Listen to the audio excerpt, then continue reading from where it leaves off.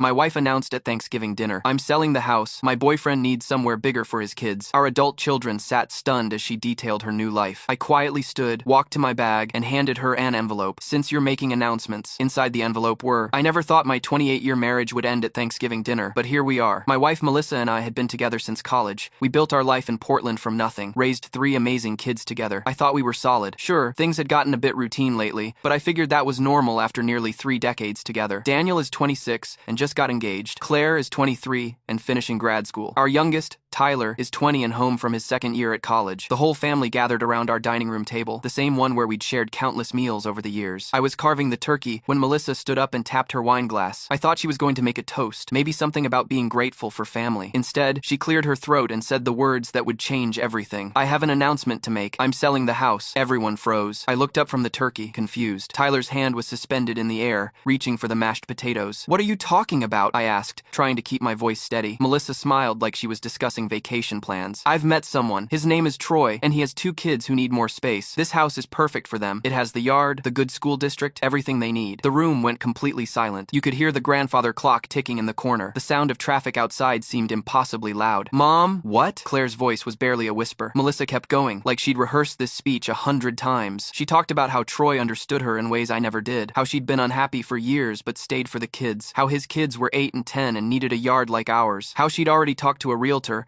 and the house could sell for $900,000. She even mentioned which furniture she planned to take. Our kids just sat there, mouths open. Tyler looked like he might cry. Daniel's face turned red with anger. His fiancée squeezed his hand, clearly uncomfortable witnessing this family implosion. Because 3 weeks ago, I'd gotten a text from an unknown number. It was a photo of Melissa and some guy holding hands at a restaurant downtown. The message said, "Thought you should know." I'd hired a private investigator the next day. So while Melissa described her wonderful new relationship and her plans to split everything 50-50, I walked to my study. I grabbed the envelope I'd been keeping in my desk drawer. My hands were steady as I returned to the dining room. The turkey was getting cold, but nobody cared about food anymore. "Since we're making announcements," I said, placing the envelope in front of her. Melissa opened it, confused. Her confident smile started to fade as she pulled out the first page. Inside were printed screenshots of text messages between her and Troy, messages about hiding money, transferring funds from our joint account to a secret one she'd opened, plans to undervalue the house and split the difference, and photos of her forging my signature on documents to refinance our mortgage without my knowledge. Her face went white. Her hands started shaking. I continued quietly and reported the fraud to the police. The detective said, "Financial fraud during divorce proceedings is a felony in Oregon. You're also not selling anything because I had the house put solely in my name 6 years ago when you insisted I should handle all the paperwork after your mom died. You signed the quitclaim deed yourself." The envelope also contained a restraining order and eviction notice. Melissa would be moving out by Monday, into Troy's tiny apartment, without a penny of my money or my house. Happy Thanksgiving.